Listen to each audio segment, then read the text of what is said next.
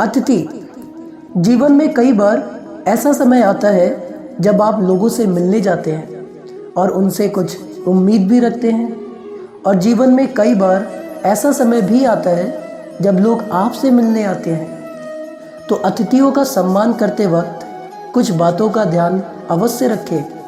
यदि आपके पास कोई मिलने आता है तो उसके 3 कारण हो सकते हैं। पहला कारण होता है भाव, दूसरा अभाव, तीसरा प्रभाव। तो जैसा अतिथि का स्थिति, उसको वैसे ही सम्मान दें। यदि आपके पास कोई भाव से आया है तो केवल उसे आपका प्रेम चाहिए, आपका सानिध्य चाहिए।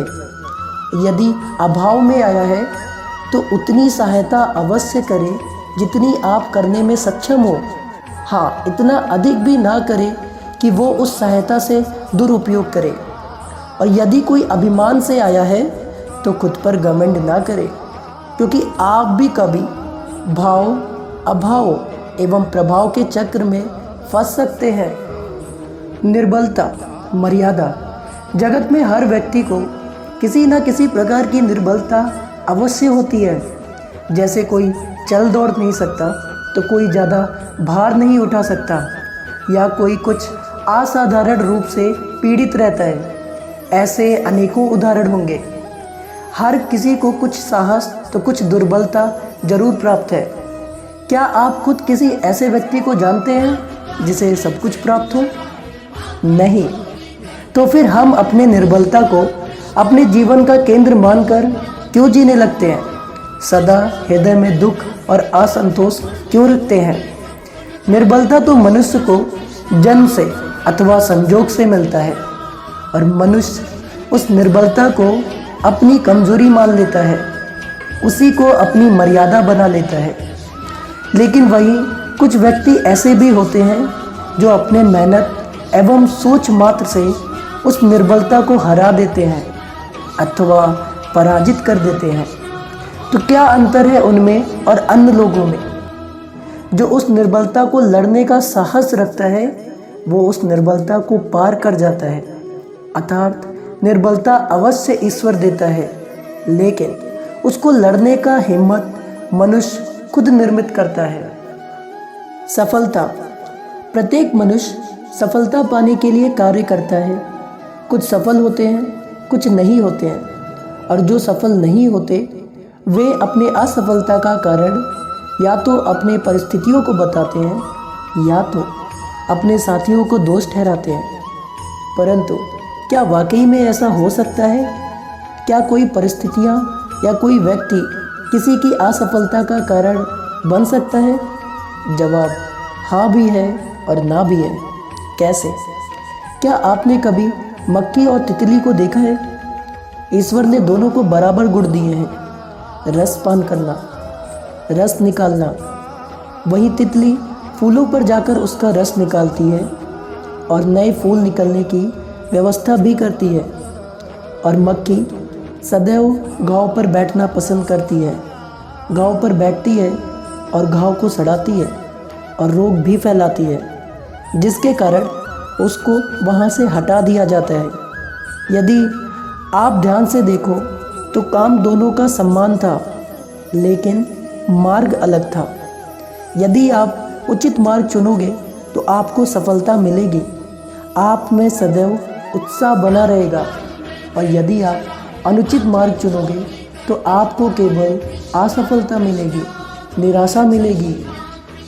दंत और जीभा। क्या कर रहा हूँ मैं?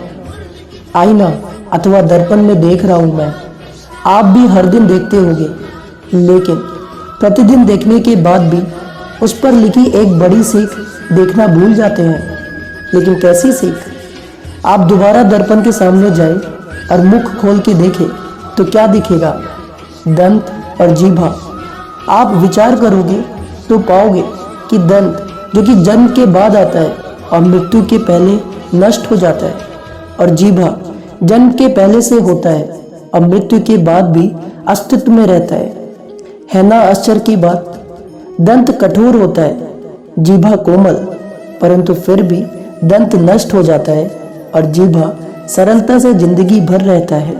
यही रहस्य है मनुष्य का भी। हठी और कठोर लोग शीघ्र नष्ट हो जाते हैं और कोमल लचीले लोग आवश्यकता के अनुसार स्वयं में परिवर्तन लाते हैं और सरलता से रहते हैं। अर्थात परिस्थितियों के अनुसार स्वयं को लचीला बनाना सीखिए और आपका जीवन सरल हो जाएगा। अच्छा और बुरा। मनुष्य सदा भला बुरा, सत्य असत्य की बातें करता है। सत्य को अच्छा मानता है और असत्य को बुरा। लेकिन क्या आपने कभी ये सोचा है कि हर वस्तु का कुछ ना कुछ महत्व अवश्य होता है। दोनों ही एक दूसरे के लिए बने होते हैं। यदि काला रंग नहीं होता तो क्या आपको सफ़ेद रंग का महत्व होता? नहीं। यदि असत्य नहीं होता तो क्या आपको सत्य का आभास हो पाता कभी? नहीं। बुराई ना होता तो भलाई की महानता पता चल पाती कभी? हर बुराई में कुछ न कुछ अच्छाई अवश्य होती है। उसी प्रकार यदि आपके जीवन में बुरा समय आए तो आपको आपके अपनों की, मित्रों की पहचान हो जाती है। इसीलिए बुरे समय में निराश ना हो, उसमें भी कुछ अच्छा खोजने का प्रयास अवश्य करें। धीरे धीरे सब कुछ आपके जीवन में पुनः अच्छा हो जाएगा। अच्छे विचार या बंजर। जब भी आपने यात्रा की होगी तो ज़रूर आपने मार्ग के आसपास कुछ खाली स्थान देखे होंगे, कुछ खेत देखे होंगे, कोई ना कोई ज़मीन का बड़ा टुकड़ा देखा होगा। उनमें से कुछ स्थान ऐसे होते हैं जहाँ पेड़ लगे होते हैं, जहाँ माली बड़े प्रेम से उन्हें बोता है, उन्हें सींचता है।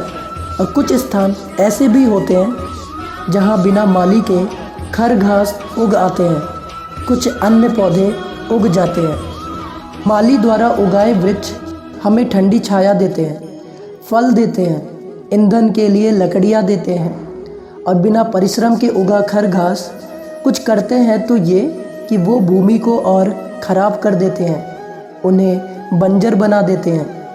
हमारा मन, हमारा बुद्धि भी उसी खाली भूमि की तरह होता है। यदि अपने परिश्रम से उसमें अच्छे बीज डालोगे तो फलदायक विचार आएंगे, और यदि उसे खाली छोड़ दिया तो खर घास की तरह अन्य खराब विचार आपके मन को अपना घर बना लेंगे, आपके मन को मैला कर देंगे, उसे बंजर कर देंगे। अब निर्णय आपका है। आपको अच्छा विचार देने वाला मन चाहिए या बंजर बना देने वाला। संबंध और संबंधी। संबंध एक सहारा होता है जीवन का, और संबंधी वो होते हैं जिनसे आवश्यकता पड़ने पर सहायता मांगी जा सके, जिन पे विश्वास किया जा सके कि बुरे समय में वे हमारे काम आएंगे। कभी ऐसा भी हुआ होगा कि आपके पास कोई सहायता मांगने आया हो, या ऐसा भी हो सकता है कि आप किसी के पास सहायता मांगने गए हो, परंतु प्रश्न ये उठता है कि क्या किसी की सहायता इसलिए कर देनी चाहिए क्योंकि वो आपका सखी संबंधी है? नहीं। एक अस्त्र बनाने वाला जब अस्त्र बनाता है तो ये किसको देना है उसका अधिकार सिर्फ उसी के पास होता है। वो चाहे तो ये अस्त्र किसी को भी दे सकता है, चाहे तो एक सैनिक को भी दे सकता है या एक डाकू को भी। वही अस्त्र अगर डाकू को दे दिया जाए तो वो उसका भय दिखा के लोगों को लूटेगा, दुरुपयोग करेगा, और वहीं अगर सैनिक को दे दिया जाए तो वो उसका उपयोग करेगा। दुख में संबंधियों की सहायता करने वालों की भी स्थिति ऐसी ही होती है। सहायता करते वक्त ये अवश्य ध्यान दें कि आप कैसे इंसान की कर रहे हैं, ना कि केवल अपने संबंध मान के। निर्णय शांत रह के लें। जीवन के हर मोड़ पे निर्णय लेने की आवश्यकता पड़ती है। आपको एक जगह से दूसरी जगह जाने के लिए भी निर्णय लेना पड़ता है, और आपका लिया हर एक निर्णय अपना प्रभाव छोड़ जाती है। आपका लिया हुआ निर्णय भविष्य में सुख अथवा दुख निर्मित करता है।